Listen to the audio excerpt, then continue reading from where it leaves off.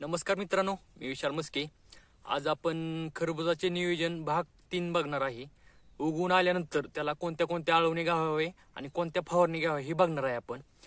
जर तुम्ही बी लावलेलं असेल तर उगवून आल्यानंतर पहिल्यांदा मायक्रोरायझरची ड्रिंचिंग द्यायची. का द्यायची तर ते पण सांगतो तुम्हाला. आपण बेसळ भरलेला असतो, ती काय लगेच लागू झालेला नसतो. ती लागू होण्यासाठी मायक्रोरायझर द्यायचं. मायक्रोरायझर दिल्यामुळं मुळ्याची पण वाढ होती चांगली आणि जो बेसल दिलाय आपण त्याची पण वाढ चांगली होती. आणि त्याच्यानंतर एक 2 दिवस गॅप ठेवायचा. गॅप ठेवल्यानंतर तुम्ही त्याच्यात ऑर्गॅनिक मधल्या बॅक्टेरिया म्हणजे ट्रायकोशुडो ही बॅक्टेरिया तुम्ही सोडू शकता. मग चांगल्या कंपनीच्या कुठल्या असलेल्या तर मायक्रोबॅक्स असेल, ह्या कंपनी एकदम चांगल्या बॅक्टेरिया येत्या, ते सोडू शकता तुम्ही. त्या एक 200 ग्रॅम शुडो आणि 500 ग्रॅम ट्रायको हे बिजू घालायचे गुळात आदल्या दिवशी आणि नंतर त्याची आळवणी करायची.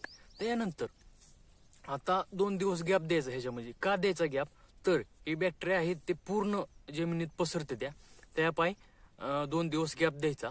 ह्याच्यानंतर आता आपल्याला फास्ट वाढ करायची आणि फुटवा करायचा. मग त्यासाठी आपण काय काय वापरू शकतो. 1261 वापरायचं. 1261 एकरी 5 किलो वापरायचं. पण पहिल्यांदा रोप बारकी असते त्या पाय आपण डायरेक्ट आळवून घालतो, त्यासाठी इतकं काय 5 किलो वापरायचं ना. 3.5 ते 4 किलो पर्यंत वापरू शकता तुम्ही, किंवा 3 पण किलो वापरू शकता.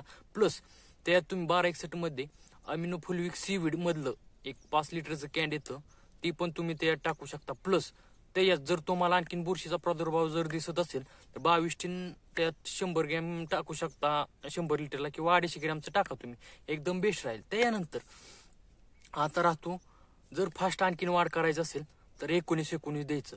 19-19 ही 1261 अमिनो फुलविक सीवीड आणि 22 दिल्यानंतर या 2 दिवस गॅपनं द्यायचं. का 2 दिवस गॅपनं द्यायचं? जे आपण आळवणी घालतो ते फास्ट काय लगेच एका दिवसात लागू होत नसतं. 2 दिवस तर लागते ते लागू व्हायला.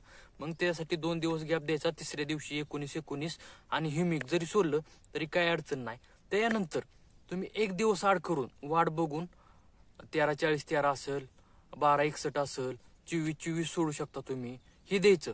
पण ह्यात एक महत्वाचा पॉईंट आहे की जशी वाढ होईल तशी त्याला एखादं तर कॅल्शियमची ड्रिप मधनं सोडून द्यायचं. का सोडून द्यायचं हे पण सांगतो मी तुम्हाला.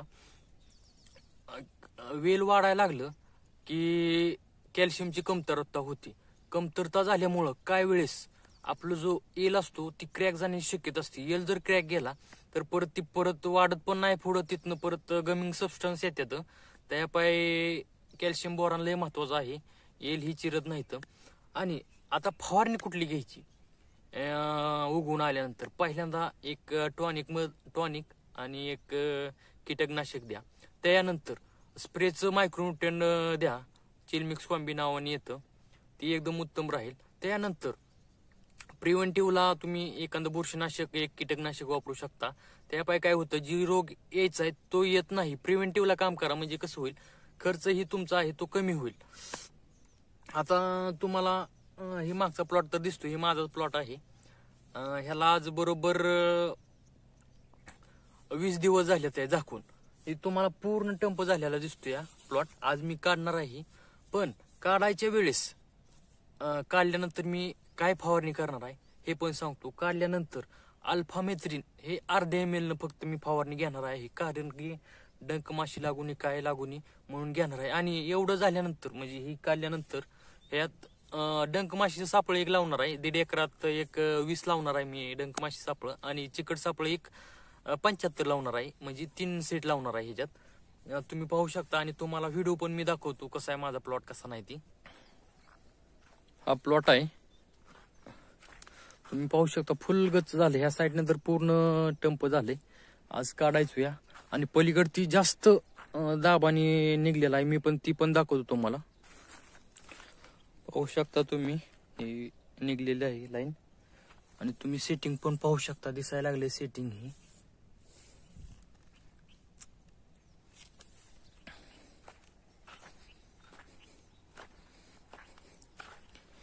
प्लॉट ही 1 नंबर आहे आपला. वाढ ही चांगली व्हायला लागली आता. सेटिंग पण बऱ्यापैकी दिसते थोडस.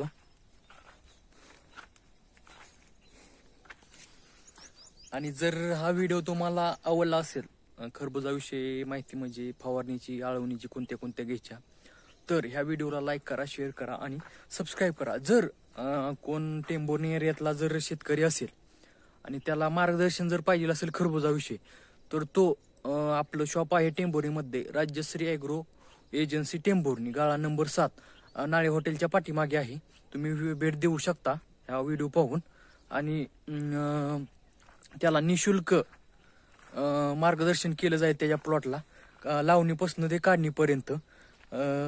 असं आपलं आहे. आणि धन्यवाद.